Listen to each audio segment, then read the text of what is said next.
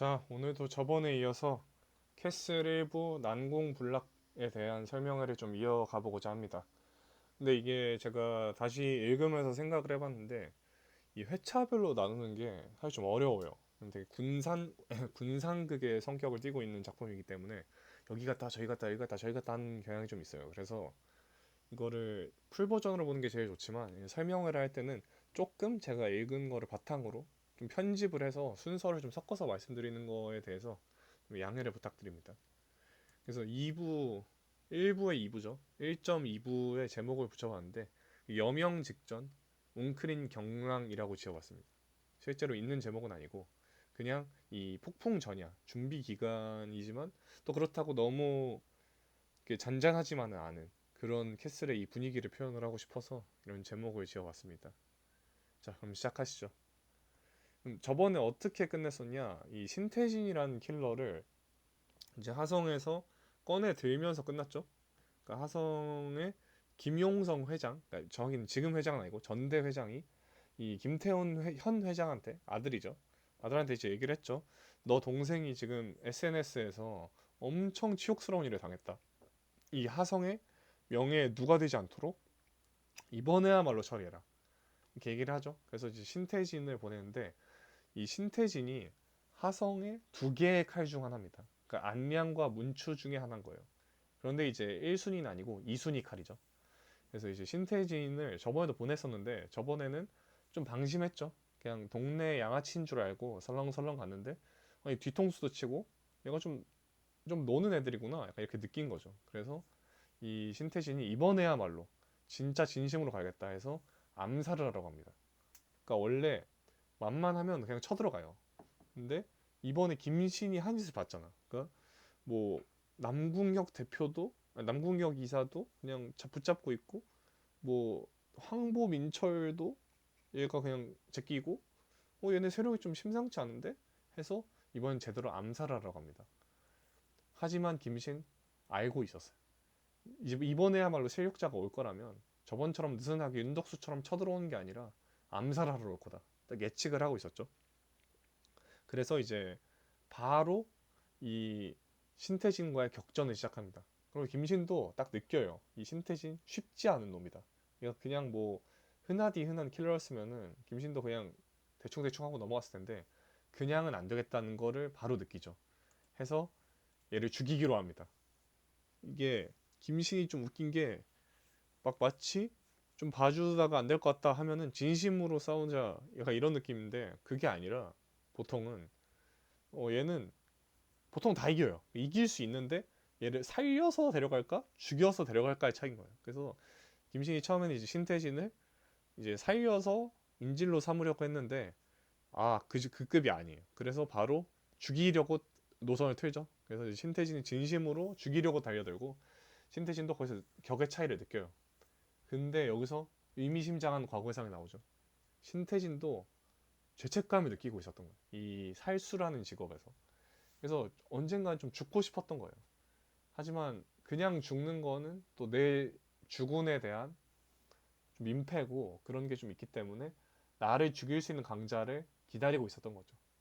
근데 이게 마침 김신이 너무나 강한 모습을 보여주다 보니까 신태진이 아, 내가 여기서 죽는구나 해서 그냥 저항을 좀 멈춰요, 중간부터. 그걸 보고 김신이 어? 얘 왜 이러지? 약간 좀 이상함을 느끼죠. 그래서 살려줍니다. 얘를 죽이지 않고 기절시켜요. 그냥 칼을 찔러 넣되 급소엔 안 찔러 넣는 거죠. 그래서 김신이 얘를 살려주고 얘를 이제 죽였다고 얘기를 해요. 김태훈한테. 그러면서 김태훈을 찾아가요. 근데 이 찾아가는 방식이 다소 와일드한 게 이 차로 박습니다. 이 김태훈 회장의 차를 박은 다음에 막 직원들이 나와가지고 어수선한 틈을 타서 차에 그냥 올라탑니다. 올라타서 김태형 회장 옆자리에서 바로 말을 걸죠. 반갑습니다 회장님, 저 김신입니다. 딱 하니까 김태훈이가 얘도 난 놈이야. 보통 이러면 당황할 만도 한데 당황하지 않고 바로 야 너 이러면 죽을 수도 있어 하면서 류지학 이사를 꺼냅니다. 이 류지학이 누구냐? 저 설명에도 나와 있다시피 제 1번 검입니다. 얘는 피우진처럼 강민성의 1번 제자. 근데 실력은 1번이 아니었죠. 그런 케이스가 아니에요. 얘는 진짜 제일 셉니다. 캐슬 10강 중에 하나. 나중에 나오겠지만 그 정도의 엄청난 강자입니다. 그래서 이 류제학이 딱 나타나면서 김태훈이 너 자꾸 나대면은 죽여버릴 수도 있어 여기서 라고 얘기 딱 하죠. 근데 김신이 바로 머리를 숙입니다. 아, 우리 회암시 먹었으면 솔직히 할 만큼 했어. 그러니까 우리 그만하고 싶은데 그냥 저희랑 좋게 좋게 지내시죠? 제가 그냥 윤덕수 대신해서 이 회암시 관리하겠습니다. 팝업 스토어 사장 제가 할게요. 라고 얘기를 하죠. 그래서 김태훈이 조금 의미심장한데 하면서도 일단 보내줍니다. 왜냐? 이 신태진을 죽였다고 하면서 칼도 들고 왔고 얘네가 뭔가 그 정도로 위인은 아닌 것 같은 거예요. 김신이. 사람 좀 잘못 봤죠. 근데 이제 이렇게 보내주면서 그럼 다음 달에 조만간 한번 봅시다. 보고 나서 이제 앞으로 어떻게 할지 결정하죠. 라고 해서 이렇게 보내줘요. 그래서 김신이 일단 시간을 먼저 확보를 하고 돌아와서 신태진과 얘기를 합니다. 이때 처음 밝혀지는 사실. 캐슬에는 7개의 기둥이 있다는 거죠. 근데 사실 저희는 이미 알고 있어요. 그 제 첫 번째 영상에 이제 이미 나오죠. 그 7개의 캐슬 홀딩스, 화진 기획, 하성 그룹, 뭐 모리 투자 신탁, 골드 캐피탈, 뭐 선진 무역, 캐슬 홀딩스 이게 다 나와요. 그냥 캐슬 호텔. 그래서 이게 7개가 다 제가 설명을 드렸는데 여기서 이제 작중에서는 처음 나오는 거죠. 그래서 이 7팀이 있고 마침 이 장면이 나올 때 캐슬 회담도 하고 있습니다. 얘네가 정상회담처럼 이 캐슬 호텔에서 자주 만나요. 자주. 그래서 이때 얼굴들이 다 공개가 되죠. 이제 모리 투자 신탁 임무열 그리고 캐슬 호텔 캐슬 천일도 골드 캐피탈 김황. 여기서 김황이 이름이 좀 특이하죠. 이게 골드라서 황입니다. 황. 근데 이 사람들도 다 보면은 이 다 출신이죠. 뭐 야쿠자 간부 출신, 뭐 대국파 회장, 사채시장 큰손 이런 것처럼 다 이게 한따까리 하던 애들이 온 겁니다. 그리고 나머지가 화진기획 삼합회 간부 출신 유우성, 그리고 이제 선진무역 이스크라 파이톤 백도찬, 그리고 이제 화성그룹 김태문이죠. 근데 이제 백도찬은 이날 이제 불참을 해서 이제 회담은 참여를 하지 않고 그 7개의 기둥 중에 그 대빵이 나옵니다.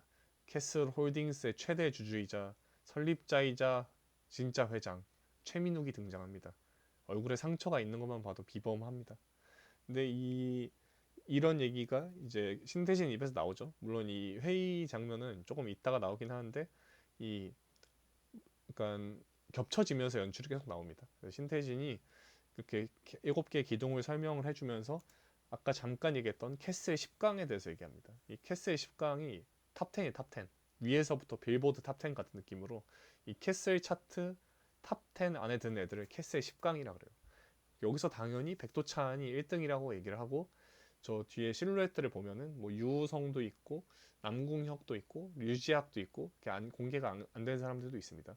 아, 그리고 이거 제가 포함을 안 해서 소개가 안 되는데 저 가운데 있는 여자분은 이제 링링이라고 그 유우성의 오른팔쯤 되는 사람이에요. 여자 간부인데 싸움을 잘합니다. 칼도 쓰고 좀 쳐요.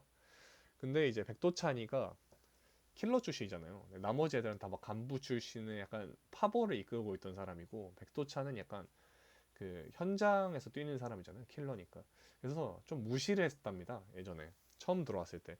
아니 킬러면은 나도 한 명씩 데리고 다니는데 얘가 그 정도인가? 막 우리랑 동급은 아니지 않나? 약간 이런 식으로 얘기를 하는데 바로 왼쪽 그 짤방처럼 바로 증명을 해버렸죠. 자기가 최강이라는 것을. 그래서 이게 좀 특이한 구조예요. 그러니까 백도찬이 거의 유일하게 이 거의 그죠? 유일하게 이 대표가 제일 셉니다. 보통은 이 앞에 진짜 싸우는 놈들은 따로 있어야 되는데 백도찬은 본인이 그냥 제일 세요. 그래서 굉장히 특이한 구조를 가지고 있죠. 그러면서 이 10강들이 소개가 되고 다시 아까 캐슬 7명 과로 백도찬 출장 중이라 한 명 없으면 6명 한 그 6명의 회의가 진행이 되는데 여기서 이제 김신과 이 최민욱의 노선이 공개가 됩니다. 그러니까 김신의 입에서 나오는데 이 VIP가 있어요. 캐슬은 이게 누구냐면 대선 후보입니다. 이 대선 후보가 김선규라는 사람인데 얘가 이제 좀 비리 후보인 거죠. 그래서 캐슬 입장에서는 대통령까지 우리가 손을 대면 진짜 우리는 유일무이한 아무도 닿을 수 없는 철옹성 캐슬이 될 거다. 카르텔이 될 거다. 라고 생각을 해요. 근데 그 선거까지가 이제 6개월이 남은 거죠. 근데 김신도 이 사실을 알고 있어요. 그 강민성한테 들은 거죠. 이 VIP가 김선규라는 사실을. 그래서 김신은 그 6개월 내에 이 캐슬을 무너뜨릴 준비를 하자. 그러니까 이렇게 계획을 세웁니다. 신태진도 이 얘기를 듣고 얘는 진짜 뭔가 할 것 같은데 싶어서 이제 캐슬을 떠날 생각을 여기서 마음을 거의 굳히는 듯이 연출이 나옵니다. 그런데 이 캐슬이 사실 최민욱이 이런 회의도 하고 막 이런 얘기를 꺼낸 이유가 다 있어요. 뭐냐? 얘도 알고 있는 거야. 이 팝업 스토어 같은 것도 자꾸 열리고 이 모리 투자 신탁이랑 골드 캐피탈도 이번 영상 후반에 나오겠지만 좀 쎄해. 자꾸 얘네가 뒤에서 좀 이상한 짓 하는 것 같은데? 라는 걸 얘도 느끼고 있어요. 하지만 최민욱 진짜 독한 놈입니다. 이걸 알지만 그냥 즐겨요. 결국에 우리 이기는 건 우리야. 약간 이런 느낌이에요. 어차피 캐슬 이런 부품들인 것이 걔네들은 진짜 나야. 약간 이런 느낌이에요. 그래서 또 명대사를 한번 딱 뱉어주죠. 먹구름은 언제나 조용히 몰려온 법이지. 딱 하면서 이제 자기의 측근들을 안심을 시킵니다. 근데 이제 그럼 궁금할 수 있죠? 대표가 가장 강한 백도찬 대표. 이 사람은 자기가 제일 센데 왜 회의를 안 오지? 출장 어디로 간 거야? 바로 러시아로 갔습니다. 러시아로 가서 자기 세력을 늘리러 간 거예요. 근데 이상하죠? 세력이 왜 적지? 얘네도 다 동급 아닌가? 라고 생각했지만 얘는 사실 절반의 힘을 가지고 있어요, 지금. 백도찬은. 백도찬이 원래는 얘네들이 딴 나머지 6명이랑 비빌 만한 그런 힘이 있었어요. 원래는. 근데 그 강민성 토벌전이 있었거든요. 강민성을 블랙리스트로 딱 꽂아놓고 그 최민덕이 얘 죽여라고 시켰던 일이 있는데 그때 얘가 세력을 많이 잃어요. 한 절반가량이 줄었다고 나옵니다. 그래서 이제 다시 러시아에서 보급을 받기 위해서 자기 홈그라운드로 다시 떠난 거죠. 근데 이 소식을 리사가 들어요. 리사가 그 이스크라의 마담입니다. 마담. 그 회장님이죠. 그 이스크라 내부를 관리하는 총괄 CEO 같은 느낌이에요. 그래서 이 리사가 이 소식을 듣고 이 매드베디한테 연락을 합니다. 야, 파이톤 들어왔대. 이거 너가 좀 어떻게 좀 해봐 하는데 이 매드베디가 왜 얘한테 연락을 했냐? 그러니까 리사가 왜 매드베디한테 연락을 했냐면 이 매드베디는 친 김신파예요. 그러니까 김신이랑 친해요. 근데 김신은 파이톤을 노리고 있죠. 그러니까 파이톤을 견제하기 위해서 김신 파벌 쪽에 약간 힘을 실어주는 그런 역할을 하기 위해서 리사가 이제 매드베디한테 연락을 한 겁니다. 그런데 이 소식이 매드베디한테만 간 건 아니죠. 이 이스크라 내부에서도 웅성웅성합니다. 아니 백두천 그 선대 아무르가 돌아왔다고? 약간 이런 느낌이죠. 빌보드 1위가 내 러를 그러니까 내 한은 아니니까. 그래서 한창 핫해진 거 이 소식을 듣고 이 코모도와 스네퍼라는 애들이 관심을 가지죠. 지금 내가 우리 둘이 거의 패트와 매트인데 우리가 백도찬을 이기면은 진짜 역대급 슈퍼스타가 되는 거 아닌가? 이렇게 얘기를 꺼내요. 그래서 코모도와 스네퍼가 백도찬 암살 작전을 시작합니다. 둘만의 유쾌한 반란. 근데 어림없이 코모도 도착하자마자 발견한 거 그냥 백도찬이랑 죽은 코모도 그 스네퍼입니다. 스네퍼는 싸우는 장면도 안 나와요. 그냥 저 총 들고 그냥 죽어 있는 걸로 나와요. 그래서 스네퍼를 죽이고 백도찬이 얘기를 하죠. 아, 한번 재롱 좀 떨어봐 하고 코모도를 갖고 놉니다. 이게 어느 정도로 갖고 노냐면 그 목욕탕에 여성분들은 뭐 모르겠는데 남탕에 가면 그 떼수건을 어깨에다 막 이렇게 탁탁 치면서 등을 막 때리는 아저씨 분들이 좀 계세요. 그러면서 막 시원하다 시원하다 하는데 거의 그 떼수건처럼 코모도가 거의 뭐 종이장처럼 들려요. 이 남자 한 손에. 코모도가 성인 남성보다 무거울 거 아니에요. 이 근육질이니까. 그런데도 거의 장난감처럼 갖고 놀아집니다. 그러면서 딱 느끼죠. 이 백도찬의 눈빛에서 극악을 느껴요. 이 정말 독한 사람이란 걸 느끼고 이 사람을 신으로 모시기로 합니다. 그러면서 이제 부하가 되죠. 실제로 코모도가 칼을 좀 잘 써요. 그 캐슬이 아니라 그 이스크라 상위권 레벨이 돼요. 그걸 보고 이제 백도찬도 일단 세력을 늘려야 되니까 오케이 너도 합류해 해서 러시아에서 코모도랑 이 일당들을 좀 흡수를 하면서 다시 좀 세력을 회복합니다. 그러면서 자기 왼팔과 오른팔인 남궁혁과 바리스타에게 연락을 하죠. 그러면서 이제 큰 싸움이 곧 올 거다라고 이제 남궁혁한테 바리스타한테 전달해라고 이렇게 얘기를 해줘요. 그래서 남미에서 온 것 같은 남궁혁이 이제 동남아로 가서 이 바리스타를 만나러 가요. 그래서 바리스타한테 전쟁을 준비하라 그러죠. 그리고 이제 약도 좀 끊어라. 왜 약을 얘기하냐? 1편을 잘 보고 온 사람들은 알겠지만 이 회암시 마약 팝업 스토어의 주역은 바리스타입니다. 바리스타가 약을 만들어서 유통을 하고 있는 거예요. 그 김대건의 형인 김성준한테 약을 준 것도 이 사람이었죠. 그래서 이제 전쟁 준비로 너도 좀 컨디션 관리하고 이제 대회 나갈 준비하자라고 얘기를 하면서 이 백두찬도 이 6개월 내에 있을 이 큰 싸움을 대비하고 있다는 것을 보여줍니다. 그러면은 이 백도찬이가 이렇게 원정도 뛰어가면서 노력하고 있는데, 아니 우리는 대체 뭐함? 그 6개월 동안 대체 뭐 하는 거임? 그냥 러닝팀? 뭐 헬스함? 이렇게 물어볼 수 있지만 다 계획이 있죠. 일단은 피우진과 김대건은 여기서 회암시에 아서라고는 참아 못하겠지만 일단 훈련하자. 얘네들은 그래도 좀 비벼볼만 하니까. 얘네가 또 회암시의 페트와 매트였죠. 그 남궁혁 이사와 또 엄대엄으로 이뤘던, 괄호 열고 엄청 밀리면서 아무튼 버텼던 그 경력이 있기 때문에 얘네 둘은 좀 길러보자, 육성을 하자라는 노선을 타게 되고, 이 나머지는 다른 세력을 좀 구해보자. 이 반캐슬 세력이 적이 엄청 많아요, 전국에. 그러니까 얘네들을 중에 좀 치는 놈들을 합류시켜서 한번 한탕 해보자. 왜냐하면 머릿수만으로는 상대가 안 돼요. 그러니까 김신이 아무리 날고 기어도 혼자 막 1000명을 상대할 수는 없잖아요. 체력의 한계가 있으니까. 그래서 사람을 좀 모으자라는 노선이 돼요. 그래서 이제 김대건은 신태진한테 부탁을 합니다. 나 시간이 없으니까 한 달간 속성으로 좀 알려줘. 이러면서 이제 신태진한테 부탁을 하고, 신태진도 이 친구들한테 좀 기대가 있어요. 그래서 좀 정도 들고 했고, 여기서 또 밥도 많이 얻어먹고 했으니까 오케이 내가 도와줄게 해서 김대건을 도와주기로 합니다. 훈련시키기로 하죠. 그리고 이제 피우지는 김신과의 스파링을 하면서 한번 벽을 느끼고 이제 목표를 김신으로 바꿉니다. 근데 이 김대건은 또 어떻게 가르쳐 주냐, 이 전 슬라이드에 나왔지만 이 캐슬만 잡기 위해서 전술핵이 되기로 합니다. 솔직히 김대건 아무리 잘 쳐줘봐야 전국구 주먹 또 안 될 수도 있어요. 그러니까 이 너가 캐슬을 잘 알잖아. 그러니까 캐슬 상대로 어떻게 잘 싸울 수 있을지를 알려줘. 라고 신태진한테 부탁을 한 겁니다. 그래서 신태진이 오케이를 한 거죠. 그러면은 얘네들을 훈련을 시키면은 세력은 대체 누가 모음? 이슬이 모읍니다. 이슬이 구일화라고 자기 옛날 깜빵 친구예요.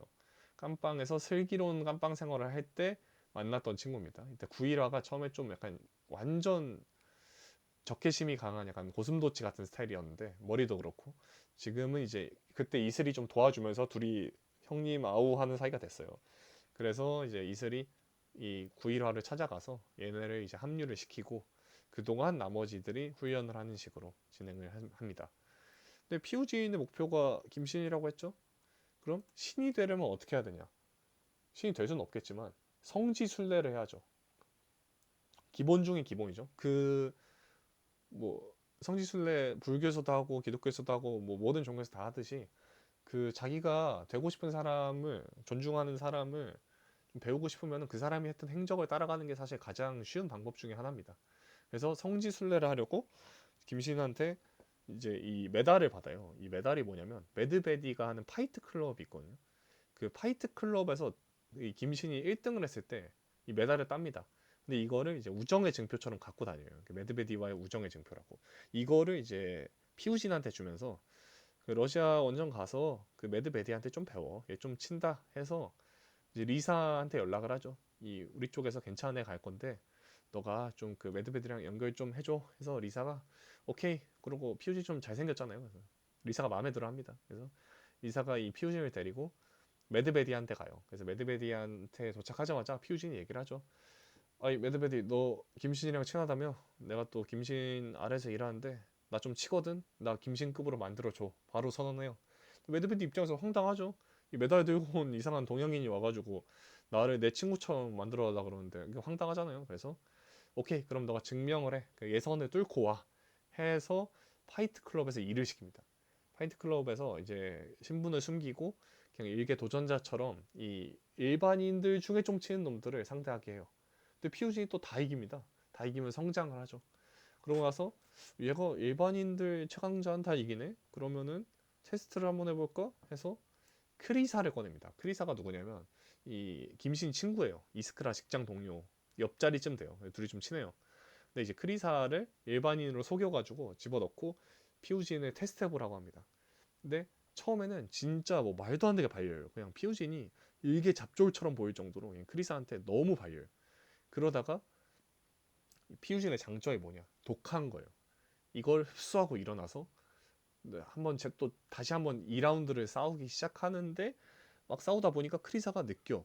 얘 좀 친다. 이거 내가 먹힐 수도 있겠는데 이러면 해서 자기도 모르게 살수를 씁니다. 그러니까 죽이려고 기술을 써요.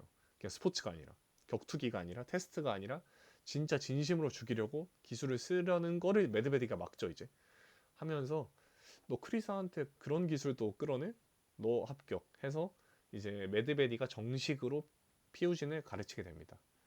근데 이 소식이 뭐 얘네만 알 수는 없잖아요. 이거 완전 슈퍼스타 아닙니까? 그 티그로의 길을 걷는 성지순례를 하는 순례자가 또 하필 같은 지역 사람이고 또 매드베디 파이트 클럽에서 거의 김신처럼 우승을 했다? 이건 뭐 뉴스가 안 될 수가 없는 그런 슈퍼스타급 뉴스이기 때문에 이게 그 이스크라의 다른 파벌들에게도 들어갑니다. 이스크라가 세 개의 파벌이 있어요. 하나가 뜨거운 피, 김신이 리더였던 아무르 티그로가 리더였던 그룹이고요. 그 내부 조직으로 이제 구스타프 왼쪽에 있는 이 구스타프라는 악어가 이끄는 팀이 차가운 눈, 그리고 오른쪽에 아킬라 독수리가 이끄는 게 자유로운 영혼입니다. 그리고 가운데는 리사인데 리사가 이 정면샷이 안 나와서 하나 넣었습니다. 이 구스타프가 있는 이 차가운 눈은 어떤 팀이냐? 보통 이 파충류거든요. 코드네임이. 얘네들은 진짜 도파민 중독자예요. 막 강한 놈을 보면 싸우고 싶고 막 너무 정돈된 거 싫고 뭐 분탕 치고 싶고 그냥 얘는 진짜 도파민 중독자거든요. 그런 팀이에요.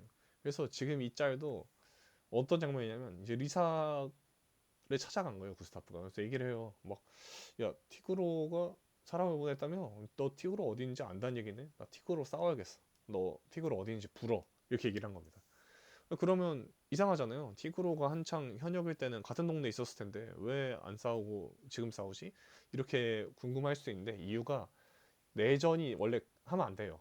그 내부에서 분쟁이 있으면 안 되고 구스타프는 또 그냥 스파링으로 끝나는 게 아니라 거의 죽이려고 하기 때문에 이 리사 입장에서는 절대 싸우게 하면 안 돼요. 그 내부에서 싸우다 보면 전력이 손실이 되는 거니까 절대 안 싸우게 해줍니다.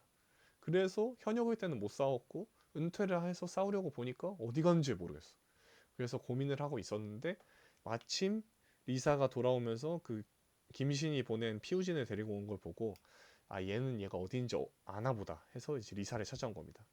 그래서 리사가 딜을 치죠. 그 리사가 그 김신을 도와주긴 하는데 비즈니스는 비즈니스. 언제 배신해도 이상할 게 없어요. 그래서 이제 구스타프한테 너 나중에 나 한번 도와줘. 그럼 알려줄게 해서 구스타프가 너 참 교활한 애구나. 하지만 들어줄게 해서 서로 이제 악수를 하면서 김신의 위치를 듣게 되죠. 이 회암시라는 곳에 있다는 걸. 그러고 나서 이 소식이 또 아킬라에게도 들어갑니다. 이 아킬라는 자유로운 영혼이라는 팀인데 팀 이름처럼 이 속박받는 걸 싫어해요. 그래서 리사 말도 잘 안 듣고 하는데 이스크라라는 조직은 엄청 소중하게 생각해요. 그래서 리사보다는 이 CEO보다는 이 브랜드 자체를 사랑하는 사람이에요. 그래서 이스크라가 망가질 일이 생기면은 무조건 달려드는 평소엔 자유롭지만 그런 조직의 수장입니다. 그래서 이 아킬라도 피우신이 우승했다는 얘기를 들으면서 어, 김신이 뭔가를 하려고 하는구나 이런 조짐을 느끼면서 이스크라 내부도 좀 혼란스러워지는 걸로 보입니다.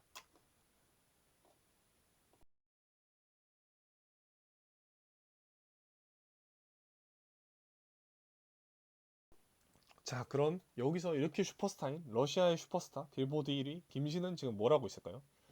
부산으로 갑니다. 이 푸산에 가서 뭘 하냐? 이 강민성의 마지막 흔적이란 걸 찾아요. 강민성의 흔적은 뭐 피우신이 전부 아니었나? 피우신 김대건이 끝 아닌가? 싶었는데 하나가 더 있죠. 바로 불휘란 조직이에요. 이 불휘란 조직이 거의 이스크라의 선배격인 킬러 조직이에요. 원조 맛집, 원조 돈가스 같은 거죠. 근데 얘네가 이 캐슬한테 결국에는 당해가지고 지금은 좀 약간 흩어져 있는 그런 상태인 겁니다. 근데 그 흩어진 위치가 부산이다. 그래서 이 잔당들을 흡수하기 위해서 찾아온 거죠. 그래서 이게 이제 말이 되는 게 강민성이 블랙리스트로 찍혀가지고 백도찬이랑 애들이 다 같이 가서 때려 잡으러 갔는데 뭐 죽이긴 했는데 백도찬이 절반의 전력을 잃고 이렇게 힘들게 할 일인가? 아무리 그래도 성인 남성 한 명인데 라고 생각할 수 있지만 사실 강민성도 혼자가 아니었던 거예요. 이 불휘랑 자기 친구들을 데리고 돌아다닌 거예요. 그래서 백두찬이가 습격을 했을 때 이 불휘라는 조직도 같이 싸웠다. 그래서 피해가 많았다. 이렇게 이해하면 됩니다. 말이 안 되잖아요, 혼자서. 이게 판타지도 아니고 실화인데. 아무튼 그래서 결국에는 불휘는 이 강민성이 죽고 난 다음에 캐슬의 표적이 되죠. 그래서 이 결국에는 무너지게 되고 그러면서 다들 대가를 치르죠. 죽진 않았어요. 살아 있는 건 확실하고. 근데 좀 이상하죠? 이 명예로운 조직, 이 낭만파들이 왜 안 죽었을까? 근데 그건 이제 나중에 밝혀졌기 때문에 조금 미뤄두고 이 불휘도 근데 어디 가서 눌리는 애들이 아닌데 그럼 누가 과연 캐슬을 처리했나? 백두찬인가? 아니죠. 바로 북에는 파이톤, 동에는 오도화라고 불리는 일본의 최연소 해결사 오도화입니다. 이 사람이 캐슬 10강 출신이죠. 굉장히 강한 사람이에요. 딱 봐도 뭔가 좀 널널하게 좀 양아치처럼 생겼고 한데 정말 강한 놈입니다. 얘가 이제 모리의 임무열 대표의 부대표직을 맡으면서 지금 이제 오른팔로 활동을 하고 있는데 얘가 엄청난 강자기 때문에 이 불휘를 제압을 하고 얘네들을 이제 사실상 해산시켰다고 볼 수 있는 그 정도의 강자입니다. 근데 아까 안 죽었다 그랬잖아요. 안 죽고 대가를 치렀다. 이게 무슨 소리냐? 뭐 돈을 냈나? 아니면 뭐 캐슬에 들어갔나? 이게 아니에요. 팔다리를 잘라버립니다. 그러니까 제일 오른쪽 사진 보면 다리가 불편하거나 손이 불편한 사람들이 많잖아요. 이게 오도화가 잘라버린 거예요. 그러니까 오도화가 모종의 사정이 있어서 이 불휘라는 조직을 되게 싫어하는데 이 복수를 하려고 했더니 뭐 죽일 생각까지는 없었고 고통스럽게 할 생각이었죠. 복수를 하기 위해서. 그래서 얘네들의 이제 킬러들의 사실상 알파이자 오메가인 팔다리를 잘라버립니다. 잔인한 놈이죠. 그 상황에서 이제 얘네가 이제 못 싸우니까 얘네를 그냥 풀어준 건데 이제 이 풀어진 애들을 김신이 만나러 간 겁니다. 부산에. 그래서 만나서 바로 알아채죠. 김신도. 얘네가 팔다리가 없고 싸울 의지가 없어 보이지만 얘는 고수다. 이 기백이 다르다. 딱 느껴요.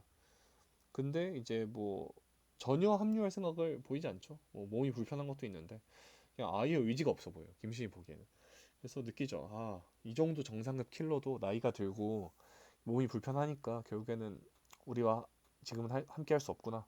근데 다음에 뭐 기회가 되면 또 좋은 자리 가지시죠 하고 일단 물러나요. 정중하게 선배님이니까 해서 이제 부산의 현재 세력들을 만나러 가죠. 그 중에 MG를 대표하는 세력 부산 꼬마의 표영 대표를 만나러 갑니다. 이 제일 왼쪽에 이 친구인데 이름이 표영 외자예요. 그래서 얘네를 만나러 갔는데 부하들은 시원치 않아요. 근데 이 표영이라는 애는 진짜 재능충이에요. 얘 심상치 않다. 왜냐 why? 이 서진태랑 엄대엄이 됩니다. 물론 서진태가 봐줬죠. 테스트를 한 거지만 아무리 테스트라도 이 정도로 비빈다고? 말이 안 되는데 수준으로 엄청 잘 싸워요. 그런데 얘가 그냥 부산 동네 양아치인데 어떻게 이 정도로 강해졌지? 다 이유가 있습니다. 사실 이 표영을 길러주는 사람이 이 불휘예요. 불휘에서 거의 자기 자식처럼 가르친 거고 그러다 보니까 얘가 재능이 있는 건 또 맞아요. 그래서 다 눈대중으로 기술들을 배워서 얘가 이렇게 잘 싸우는 겁니다. 자기도 모르게 몸에 남아 있는 거죠. 그러면은 이 표형을 뭐 주워온 애인가요? 그게 아니죠. 이 표성이라는 강민성과 비빌 수 있는 불휘 최고의 암살자, 이 표성의 아들입니다. 표성은 이 아들을 낳으면서 은퇴를 하게 됐죠. 근데 아까 오도화가 불휘를 엄청 싫어한다 그랬잖아요. 그래서 막 고통스럽게 하려고 복수를 한 건데 이유가 뭐냐? 표성이 오도화를 닦았어요. 젊었을 때. 그러니까 오도화가 지금처럼 완숙해지기 전에 그러니까 최연소 해결사라는 타이틀이 있다시피 되게 일찍 데뷔를 했는데 너무 승승장구를 하다가 한 번 크게 꺾인 거예요. 그래서 얘는 이제 표성이 너무 싫은데 이 표성이 불휘 출신이기 때문에 불휘를 싫어하는 겁니다. 그러다가 오도화는 점점 세졌겠죠. 계속 현역으로 뛰니까. 근데 이제 표성은 애를 낳고 은퇴를 하고 살고 있었는데 이 캐슬과의 트러블이 생기면서 오도화가 이 불휘를 정리하게 된 겁니다. 그래서 이제 불휘 아저씨들 입장에서도 이 오도화가 그러니까 우리가 다 죽어버리면은 이 표영이라는 애를 지켜줄 사람이 없잖아요. 그럼 오도화가 금방 알아채서 표영을 죽여버릴 것 같으니까 차마 명예로운 죽음을 택하지 못하고 그냥 이제 고통스럽게 살아가기를 선택을 한 거죠. 그래서 아까 김신이 뭐 도와주세요 했을 때도 거부를 한 겁니다. 그냥 표영이를 좀 끌어들이지 않고 싶었기 때문에. 하지만 결국에 이 내용을 표영도 다 알아버립니다. 다 알아버리고 아까 전에 무례를 사죄드립니다. 저도 함께 하겠습니다. 해서 이제 오도화를 죽이는 거에 합류를 합니다. 그래서 전략이 뭐냐? 오도화의 오른팔이 돼가지고 딱 시기가 왔을 때 오도화를 뒤통수를 때리자 작전인 거예요. 그래서 얘를 입사를 시켜야 될 거 아닙니까? 언더커버를 하려면 입사를 어떻게 하냐? 이 사실 부산에는 MG 조직 말고 이 청년 조직이 있어요. 청년 조직. 근데 걔가 이제 이게 오도화한테 임무를 하나 받아가지고 지금 전직 퀘스트를 하고 있는 거예요. 그러니까 이 오도화한테 퀘스트를 받아서 이거 너가 해내면은 내 오른팔로 삼아줄게. 라고 오도화가 얘기를 한 겁니다. 이제 그 청년 대표한테. 근데 그 소식을 듣고 예, 전략을 세운 거죠. 표영이가 이 청년 대표를 먼저 잡아버리면은 사실상 그냥 얘가 더 나은 선택지 아닌가? 이런 전략으로 간 거죠. 그래서 표영은 저렇게 이제 머리도 넘기고 이제 좀 다른 형태로 얼굴을 좀 고친 다음에 그 청년 대표를 잡으러 갑니다. 청년 대표와의 격투를 벌이는데 이제 오도화가 생각보다 좀 빨리 도착할 것 같은 거예요. 이 차를 타고. 그래서 이 소식을 듣자마자 김신이 바로 오도화를 습격합니다. 이 얼굴을 가리고. 그러니까 표영이가 딱 그 청년 조직을 점거해서 얘가 딱 좋은 선택지가 될 수 있도록 그 전에 도착하면 안 되잖아요, 오도화가. 그래서 이제 면접 시간을 좀 밀어줍니다. 그래서 오도화와 격투를 시작하는데 아까 오도화가 그런 평이 있었죠. 북에는 파이톤, 동에는 오도화, 캐슬 10강, 최연소 해결사 출신, 칼끝에 피는 꽃 이런 칭호를 갖고 있는 오도화 쉽지 않습니다. 즉시 김신과 엄대엄을 벌여버려요.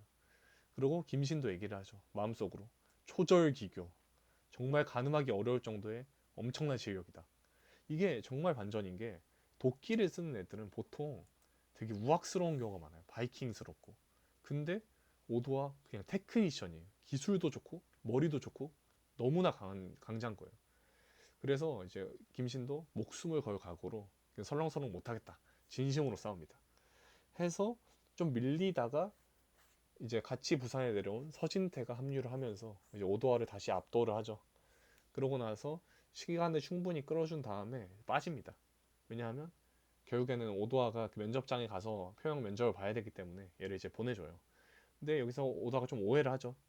얘네들 너무 실력이 깔끔하고 나를 암살하러 왔는데 죽이지도 않고 좀 심상치 않은 놈들이 좀 누가 있지 하다가 아 역시 이스크라 출신 파이톤 이 자식 자기 부하를 보냈구만 이러면서 약간 오해를 합니다. 그러면서 이제 현재 캐슬 내분이 좀 징조가 있다는 걸 여기서 또 한번 보여주고요. 그렇게 해서 면접장에 도착했는데 이제 표영이 다 정리를 했죠. 그래서 원래 청년 대표도 이기고 딱 오자마자 바로 저 오도아 씨 누군지 압니다. 저 면접 보러 왔어요. 하고 바로 그냥 머리를 박아요. 그 오도아가 또 머리가 좋아. 이거를 그냥 넘어가는 게 아니라 좋은 선택지가 있네 해서 먹는 게 아니라 고민을 엄청 합니다. 얘 이름도 표영, 표성이랑 좀 비슷하고 오늘 상황도 좀 이상한데? 아니 내가 하필 면접 본다고 하는 날 싸움이 일어나고 하필 좀 일찍 출발했는데 갑자기 습격받고 하필 이놈들 날 죽일 수 있는데 빠지고 하필 도착하자마자 표성이랑 이름 엄청 비슷한 놈이 다음 후보라고 나와 있네? 이게 너무 이상하잖아요. 그래서 애가 위화감을 느껴요. 엄청 지능캔 거야. 하지만 이 혼란스러운 전국, 이 혼란스러운 캐슬 내부 상황을 고려하고 앞으로 있을 큰 싸움을 대비해서 이 표영이 또 넘기기 아까운 캐릭터긴 해요. 그러니까 얘가 표성이랑 관련 있는 놈이면 좀 위험한데 또 움직임에서 불휘 움직임도 안 보이고 얘가 정말 나한테 충성해준다면 정말 좋은 전력인데 해서 의심은 하지만 일단 받아줍니다. 대신에 좀 보자. 유예기간을 좀 두자 해서 일단은 잠입은 성공합니다. 그리고 하고 나서 이 오도와도 인정해요. 좀 놀아다는 기분이긴 한데 일단 놀아주고 그냥 그게 내가 낸데 어떻게든 되겠지 해서 일단 넘어갑니다. 그래서 어디로 가냐? 이 아까 최민욱이 잠깐 언급했죠. 모리 투자 신탁과 골드 캐피탈이 뭔가 둘이서 팝업 스토어 준비를 하는 것 같다. 이 둘의 미팅장에 갑니다. 이 미팅장에 갔더니 최달천이라는 또 다른 캐슬 10강이 지키고 있죠. 얘가 이제 김황 골드 캐피탈의 이제 부대장이죠. 사장인데 이제 오른팔입니다. 전투 담당. 그래서 여기서 평가가 딱 나오는데 오도하는 일본 거의 최고의 살수, 그리고 최달천은 한국 최고의 악력, 힘이 장사예요. 얘도 정말 곰은 사람을 찢어 하는 것처럼 싸움을 하면 사람을 찢어요. 그 정도로 기운이 좋다. 그래서 이 두 명이 모이면서 대국을 논의하죠. 이제 앞으로 캐슬 어떻게 나아가야 하는가, 이거에 대해서 논의를 합니다. 그래서 이제 임무열이 물어보죠. 우리 어디까지 보는 거예요, 형? 그랬더니 김황이 바로 얘기를 합니다. 우리는 대선 이후를 볼 거야. 그러니까 대선이 끝나고 나면 분명 캐슬이 그때쯤 혼란스러워질 거고 내분이 일어날 거고, 그때 우리가 살아남기만 하고 다른 애들을 제낀다면 우리는 거의 에이스가 될 수 있다. 이렇게 설득을 합니다. 뭐 임무열도 동의를 하죠. 우리가 최달천과 오도화가 있는데 아무도, 우리가 한번 그 선진이나 이런 애들을 닦아버리면은 아무도 우리를 못 건든다. 우리도 쉽지 않은 강자다. 그래서 둘이 연합을 하기 시작해요. 그러면서 오도화도 이제 표형을 감시도 할 겸, 그리고 세력도 불러 들어올 겸 이제 자기의 일본의 오른팔인 히데 본부장을 부릅니다. 히데가 또 일본인인데 한국말 잘해요. 그래서 엄청 잘합니다. 그래서 이제 표형과 함께 활동을 하면서 이제 표형에게 감시를 붙여둔다. 이렇게 하면서 이제 부산 편이 얼추 정리가 됩니다. 이 중반부에서. 그럼 이렇게 부산에서 여러 일이 일어나는 동안 회암시는 조용했을까요? 아니죠. 회암시에는 오비서가 찾아갑니다. 이 오비서가 누구냐? 엄청난 미인이죠. 오비서가 이제 엄청난 미인인데 이 사람이 누구였냐? 김태훈 회장의 비서입니다. 근데 얘도 좀 오래됐어요. 비서를 한지. 거의 뭐 회장님이랑 막역한 사이예요. 엄청 오래 알고 지낸 거죠. 그래서 이 김신이 김태훈이랑 협상을 할 때 한번 머리를 숙였잖아요. 회장님 저희 앞으로 잘해봅시다. 제가 대신 팝업스토어 운영할게요. 이렇게 얘기를 했잖아요. 그래서 앞으로의 운영을 알아보기 위해 이제 프랜차이즈 대리점에 이제 비서를 보낸 거죠, 회장님이. 그래서 오비서가 와서 우리 앞으로 어떻게 할지 얘기 좀 해볼까요? 상납금은 얼마로 하고 앞으로 뭐 회장님은 몇 분마다 보러 오고 뭐 이런 얘기 막 해요.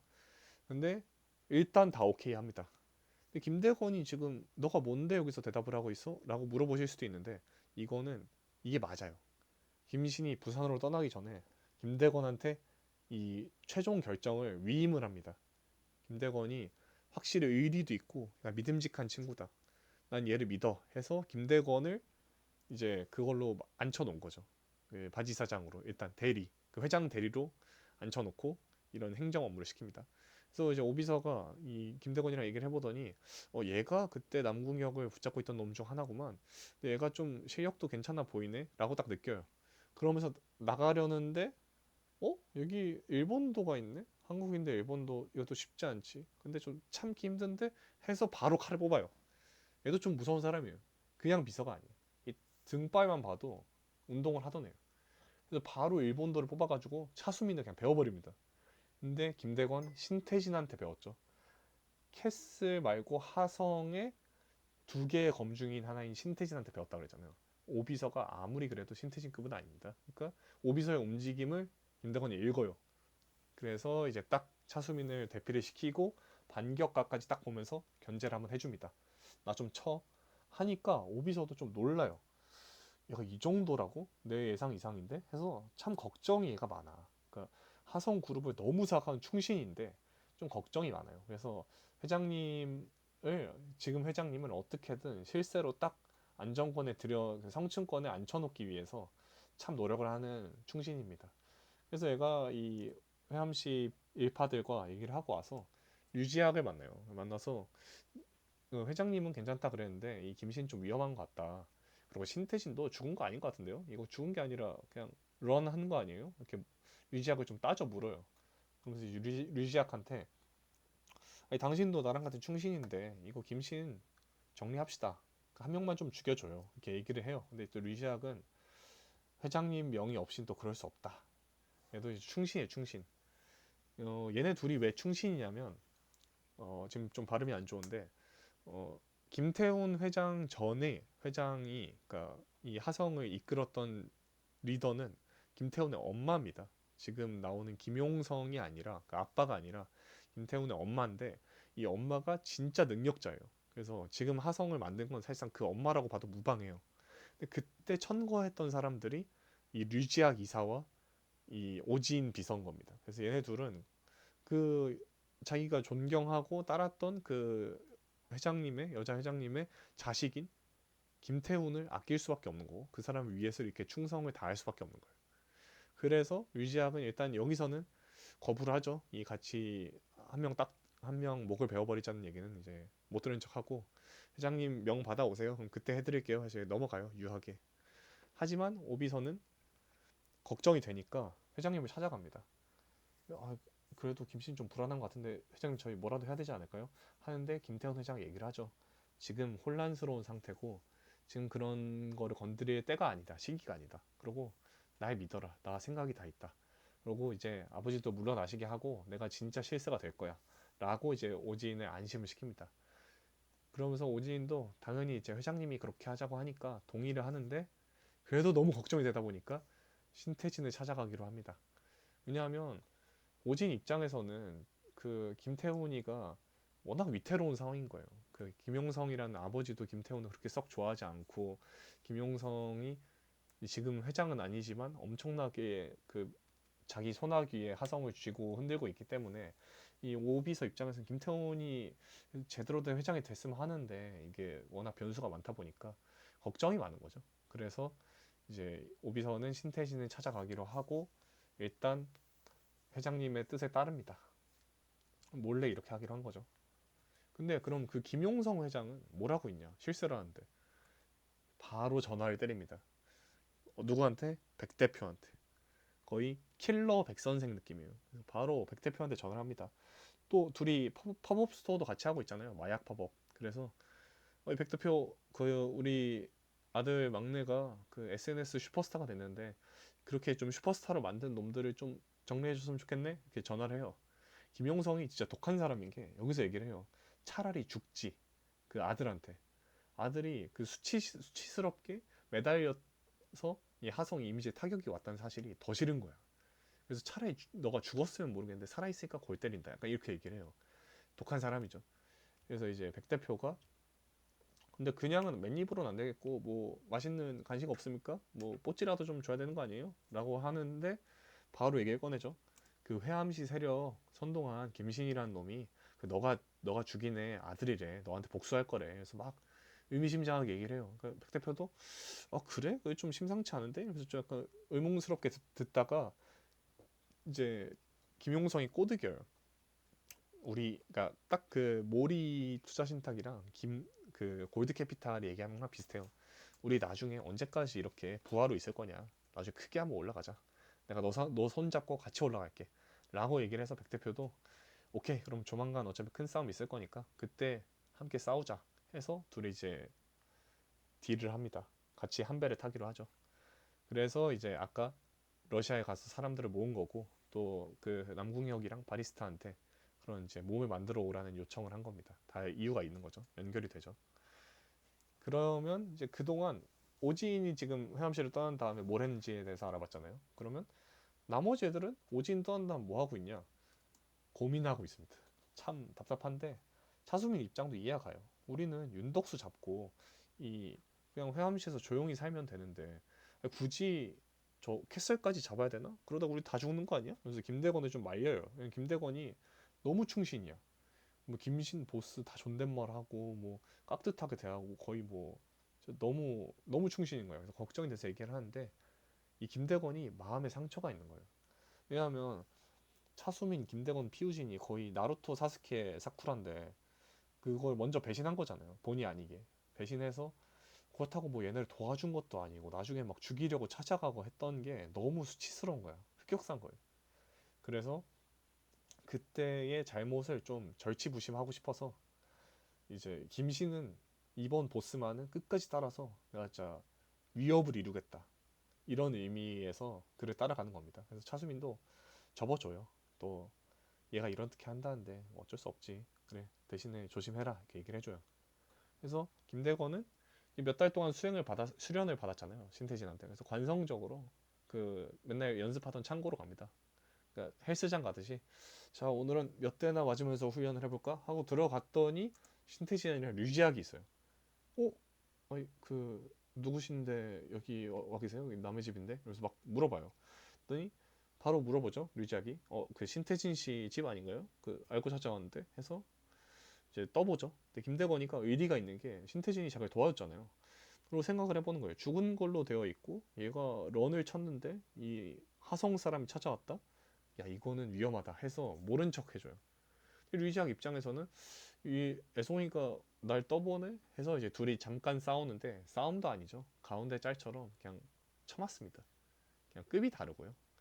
김대건이 거의 뭐 가지고 놀아지다가 조금 괜찮은 반응을 한번 하니까 류지학이 리스펙을 해줍니다. 너 좀 잘 배웠네? 누구한테 배웠을까? 혹시 신씨 아니야? 라고 떠보면서 이제 너 그래도 50점은 된다. 어디서 뭐 말할 정도는 되네. 입열 정도는 되네. 해서 좀 인정을 해줍니다. 그래서 조금 더 싸움이 격해지려고 하니까 신태진이 이제 도와주러 오죠. 얘 캐슬 최정상급이다. 거의 뭐 김신급이야. 이거 너 도망가야 돼. 해서 그러니까 신태진 착해. 애가 지금 마음이 참 유약한 친구예요. 그래서 그 류지학이랑 몇 합을 겨뤄요. 근데 류지학이 그만하자 하죠. 신태진이 이겨요. 그리고 신태진을 거의 압도를 하고 딱 얘기를 하죠. 신태진 선배님 그 몸이 많이 망가지셨네요. 그 사실 뭐 죽이러 온 건 아니고 나중에 선배를 죽이라는 명이 나한테 올 거니까 그때가 되기 전에 도망가세요 해서 이제 경고를 해주러 온 겁니다. 그러니까 둘이 또 친했기 때문에 유지학 입장에서는 선배를 죽이고 싶지도 않고 도망갔으면 해서 미리 와서 얘기를 한 거죠. 그래서 이제 신태진과 김대건을 놓아줍니다. 그래서 이때 일을 얘기를 하면서 신태진도 결심하죠. 이제 떠날 때가 됐구나. 해서 이제 김대건이랑 이 회암시 쪽에서 이제 배편이나 이런 걸 좀 알아봐줘요. 그래서 동남아로 가자. 좀 도망가자. 해서 이제 떠납니다. 신태진도 이제 해외로 뜨면서 이제 마지막 레슨을 해주죠. 마지막 수업을 해줍니다. 그때 내가 류지학과 나눴던 그 합을 너가 이해하게 되는 순간이 오면 너는 이제 졸업이다, 김대건. 너 할 만큼 했어. 해서 마지막까지 이제 리스펙을 해주면서 신태진은 떠납니다. 해외로. 그래서 해외로 떠나서 이제 준비된 신원 보증인 저 여자분 마리나였나 마리아 씨였나 아무튼 이분의 도움을 받아가지고 이제 밀항에 성공을 하죠. 밀항에서 들어갔더니 어이 바리스타가 있네. 바리스타가 바로 놀라죠. 어이 유령이 있잖아. 아니 너 죽은 거 아니었음? 하성한테 너 죽었다고 들었는데? 약간 이렇게 따져 묻죠. 얘 둘이 또 아는 사이예요. 왜냐면 이제 또 직장 동료잖아요. 캐슬 이제 킬러 집단이니까. 캐슬의 이 킬러들의 또 소사이어티가 있어서 둘이 또 아는 사이예요. 그러니까 마팔 정도 한 사이. 그래서 둘이 또 아는 사이니까 인사를 또 하죠. 너 잘 지냈어? 너 죽었다고 들었는데 살아있네? 너 혹시 뭐 살아있다는 거 들키면은 류지하기 죽이려 올까봐 무서워서 도망가는 거임? 하면서 막 놀려요. 바리스타가. 그래서 신태진이 좀 화가 나긴 하는데 참아요. 어차피 나 조용히 살 거니까. 그래서 그래 그래 나 들어가 쉴게 해서 먼저 나가요. 근데 나가는데 갑자기 얘기를 하죠. 아니 근데 마침 그 백도찬 대표가 나 부르더라. 나 불러가지고 회암시로 갈 거라는데 이렇게 얘기를 해요.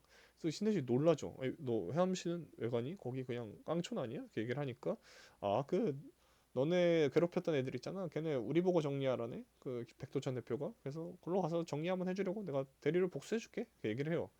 그러니까 신태진 입장에서는 저 말이 이해는 가는데 너무 그런 거예요. 왜냐하면 좋은 시간 보냈고 밥도 많이 얻어 먹었고 회암시에서 김대건이란 제자도 있으니까 너무 답답한 거예요. 그래서 처음에는 참아요 일단. 그래 뭐 마음껏 해서 잘 마무리해라. 오케이 복수 땡큐 땡큐 하고 빠져나가는데 마음이 너무 불편한 거야. 그래서 결국 선택을 하게 됩니다. 그간 신세는 이번에 갚겠습니다. 김신 하면서 다시 쫓아가요. 바리스타를 쫓아가면서 싸움을 걸죠. 근데 바리스타도 내심 알고 있었던 거예요. 얘네가 마팔 사이긴 한데 서로 스토리는 숨긴 사이인 거예요. 인스타로 치면. 저도 잘 모르지만 그러니까, 그러니까 형식상 팔로우는 돼 있는데 사이는 안 좋은 거죠. 개인적으로는. 그런 느낌이에요. 그래서 바리스타가 역시 네가 그렇지 뭐 하면서 바로 싸움 시작합니다. 그러면서 바리스타가 좀 비겁한 애잖아요. 관상부터. 그래서 이 신태진이가 좀 마음이 좀 약해졌다는 걸 깨달아요. 눈치를 까요. 그래서 이 여기 있는 약간 슬럼가에 그런 일반인들한테 막 광고를 해요. 저 남자를 잡아오면 돈을 주겠다고 꼬셔요. 그래서 신태진한테 일반인들이 막 달라붙는 거예요. 그래서 신태진이 너무 고민이 많이 되는 거예요. 자기는 이제 사람 죽이고 싶지 않고 좀 조용히 살고 싶으니까 다 이제 안 죽이고 제압하느라 점점 수세로 몰려요. 그러면서 바리스타가 긁는 말을 하죠. 너 캐슬 어떤 사람보다 악마같이 피를 많이 묻히고 다니는 놈 아니야? 하면서 신태진의 과거가 드러나죠. 신태진이랑 바리스타가 원래 마파란 사이라고 했잖아요. 근데 둘이 스토리를 숨기게 된 계기가 있는 거예요. 서로 사이가 틀어진 계기가 있어요. 이게 무슨 사건이냐면 강민성 때쯤은 아니고 그 둘이 합동 작전을 할 때쯤에 저긴 둘만 한 건 아니고 단체로 이제 미션을 떠났는데 강민성 대인가? 아무튼 좀 헷갈리는데 아무튼 얘네가 같이 미션을 하러 갔는데 이제 애들이 있는 거예요. 애들이나 약간 그냥 주부 혹은 그냥 비전투원 아저씨들이 있는 거예요. 그래서 얘네를 죽이는 거에 대해서 신태진은 좀 거부감이 있었고 바리스타는 살아있는 거 다 정부란 맞는 거야. 강민성을 잡으려고 캐슬이 총동원하러 갔을 때 이제 신태진은 일반인들을 죽이고 싶지 않았던 거예요. 그러니까 비전투원들을 죽이고 싶지 않았는데 바리스타는 아니 살아있는 건 다 죽이라고 하던데 명령대로 해야 되는 거 아니야? 그리고 뭐 킬러 주제에 뭐 이렇게 인간미가 있어? 이러면서 좀 따지는 거예요.